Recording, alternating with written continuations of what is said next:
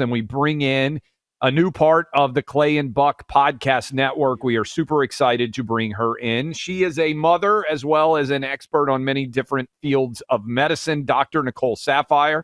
New podcast is going to be called Wellness Unmasked. It's in the Clay and Buck podcast network. It will debut tomorrow, and we'll get into that in a sec, but I believe you have 2 boys, if I'm not mistaken, Dr. Saphier. How was your Mother's Day? Did you do anything fun? Hey, guys. Thanks so much for having me on. I actually have 3 boys, 3 sons. And then if you throw in the husband and the dogs, I have a lot more boys in my life. Takes more. My wife says that I take more mothering and taking care of in terms of difficulty than the boys do. I don't know if that's true or not, but is your husband more of a challenge or the 3 boys? You know what? I think they all have their equal parts, difficult days and good days, but everybody contributes, and I love it. This was a perfect weekend, Mother's Day weekend. We had phenomenal weather in the Northeast, which is a shock because we have had pretty bad weather for what feels like months, and so we were essentially outside all day, every day, Saturday and Sunday, and it was glorious. No doubt. Okay, tell us about the podcast, which we're super excited to have off and running.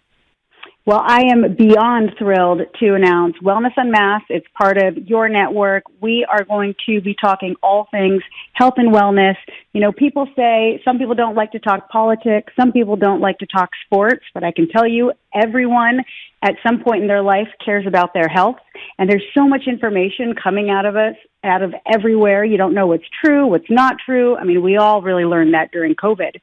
I mean, follow the science, listen to the experts. Well, it turned out they were wrong in a lot of things.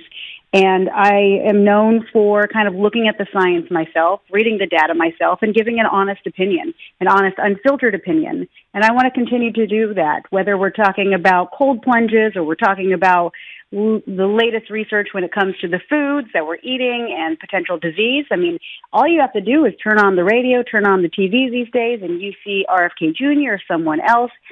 Health is a huge topic these days, and it is important that we sift through it all and we kind of break it down so it's no nonsense. Dr. Saphier, thanks for being with us, and welcome to the podcast network. What is your reaction when you see this big move from Trump over the weekend and more details on it today on prescription drug prices? Because, again, for those of us not actually prescribing and not having to know the names of the drugs and what they do and operating in that world, it just seems pretty straightforward that there's something wrong with, as Trump says, the fat shot, quote unquote, but drugs costing a whole lot more here than they do in a lot of other countries, including very wealthy countries. Yeah, so anybody who has been following President Trump since his first term knows that he has been focused on reducing the cost of prescriptions here in the United States. I mean, in 2024 alone, Americans spent $98 billion out of pocket on prescription drugs. That's a 25% increase in just the last 5 years. During his first term, he went the old-fashioned route, and he went through legislation, and he tried to pass bills to reduce drug costs. Well, what happened? Well, Big Pharma, the lobbyists, they all pushed back, and a lot of the changes that he tried to make, the Biden administration did not continue. And so here we are again in the first few months of his administration, and he is going hard after these drug companies. And it's going to be unpopular because drug companies are one of the biggest lobby powerhouses. They spend a lot on campaigns, so a lot of your politicians out there get money from drug companies. But what President Trump is doing, which is different than what Biden was doing. So people will say, well, President Biden was also working on lowering drug prices. And that is true. He was, but he was specifically just doing a few select drugs, specifically for those who are on Medicare. So people who are 65 and older. What President Trump is saying is, we want to make sure that Medicare is able to negotiate with these drug companies, but we also want to expand that to Medicaid as well as the private insurance companies, because why should just the elderly have more affordable drug prices? What about everybody else? And so that is why this is a very big executive order. What he's saying, we have 30 days to come to the table. Drug companies, you're going to negotiate with RFK Jr., the Secretary of Health and Human Services, and you are going to figure out how we can lower the cost of prescription medications here in the United States. Now, You think that people are going to come out and criticize this? I mean, I think people would look pretty bad criticizing the idea of wanting to decrease pharmaceutical costs to Americans. I mean, that'll make them look bad. But these are really big goals. And so we want to make sure that it's not all talk and that they are able to follow through with this. And so it will take a lot of negotiations, but there's going to be a lot of legal hangups, especially when it comes to the pharmaceutical industry. They're going to tie this up in the legal system. I'm certain of it. Nicole, Dr. Nicole Saphier with us right now. How would you assess from a doctor perspective the start of the RFK Jr. tenure? Because it's been very controversial. I know we've got a new Surgeon General nominee potentially coming. How would you assess what RFK Jr. is focused on? And Dr. Means, I think, who has now been potentially elevated as the next Surgeon General. How well do you think he has done? What do you think he could do better? I think that the impetus between the Make America Healthy Again movement, RFK Jr., and everything that they're focusing on right now is everything that the United States needs. We need to be looking at our chronic illness epidemic. I've been talking about this pre-COVID. During COVID, we saw Americans were not doing well once they got infected with COVID because we had such an overweight population, because we have so much chronic illness. And so that rendered us vulnerable.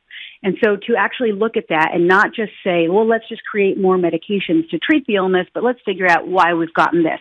Looking at what's in our food supply. Specifically, we hear RFK Jr. say all the time, he's talking about seed oils. Well, if you actually look at seed oils, there's good data, including a new study that just came out of Cornell linking linoleic acid, which is in one of the seed oils, directly to cancer formation.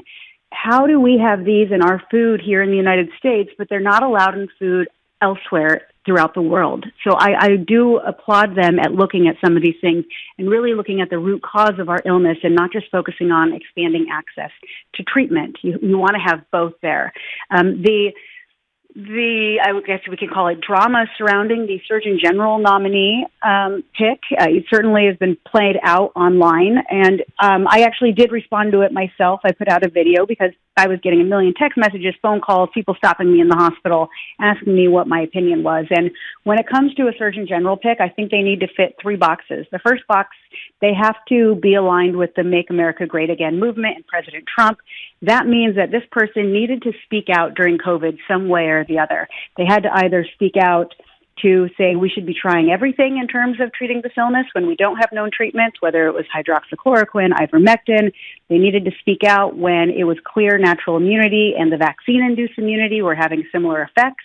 And when they started pushing the mandates and vaccinations for kids, they needed to speak out and say, let's pump the brakes for a second and see if there is really a risk-benefit ratio there that would indicate these kids should be vaccinated against COVID. If they didn't do that, if they weren't a part of any of that, then they don't fit that first box. The second box is to make America healthy again. It doesn't necessarily mean that they have to be aligned or have worked with RFK Jr. in the past, but they have to have been speaking about chronic illness and prevention as well as some more natural ways to prevent illness. And they can't just be doing it right now because it's trendy. They have to have been doing it before. And now the last one, and this is what I find very important, our healthcare system, our medical industry, public health, we're all completely fractured since COVID because we've lost a lot of trust, and rightfully so. And so we need to unify our medical professionals, and we also need to unify patients across the United States. And so we need someone who is respected enough in the industry that physicians are going to look to them, because the Surgeon General is essentially a public figure where they are going to be espousing the Make America Great Again and the Make America Healthy Again talking points. But if they don't have the respect of their peers, then no one's going to listen to them. And that message is not going to get very far, and it's certainly not going to last beyond an administration. My biggest concern about the current nominee, Dr. Casey Means, is while she may be very intelligent and she's very well spoken, she didn't even finish medical school. So therefore, she finished medical school. She didn't finish her medical training, her residency training. And so because she didn't finish her training, she's never been an actively practicing physician. She doesn't fit that first box of the Make America Great Again because she wasn't seeing patients, she wasn't treating patients, and she didn't necessarily speak out against COVID during that time. She absolutely is aligned with Make America Healthy Again. She is, I believe she and RFK Jr. are actually very close. And she doesn't necessarily fit that third box in the sense that a lot of medical professionals are not going to look to someone who never even completed their medical training to lead them. So those are my big concerns. I think we need to be unifying right now, and I'm not sure this is the way to go. Dr. Nicole Saphier with us now. She's launching a podcast tomorrow here on the Clay and Buck Network, Wellness Unmasked. And Dr. Saphier, if I could for a moment, sorry, I'm now turning into the guy at the cocktail party who's like, you know, my elbow kind of hurts. What do you think it could be? I wanted to do a quick, I'm sure you get that, right? Like, hey, doc, you know, what's wrong with my eye, you know? But quick lightning round. I have a couple of things I just want to throw out to you, and you can just, saunas, important, good, yay or nay? Where are we on saunas?